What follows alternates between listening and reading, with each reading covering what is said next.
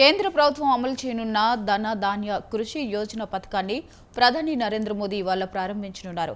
రాష్ట్ర వ్యాప్తంగా అన్ని కృషి విజ్ఞాన కేంద్రాలు, మార్కెట్ కమిటీల్లో ఈ పథకంపై అవగాహన సదస్సులు నిర్వహించి వర్చువల్గా ప్రధాని సందేహాన్ని ఎల్ఈడీ స్క్రీన్ ద్వారా ప్రత్యక్ష ప్రసారం చేయనున్నారు.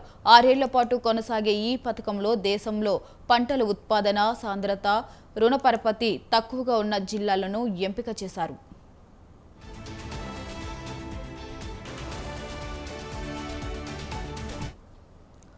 2025-26లో దేశవ్యాప్తంగా 100 జిల్లాలు ఎంపికవగా రాష్ట్రంలోని అల్లూరి, అనంతపురం, శ్రీ సత్యసాయి, అన్నమయ్య జిల్లాలను ఎంపిక చేశారు.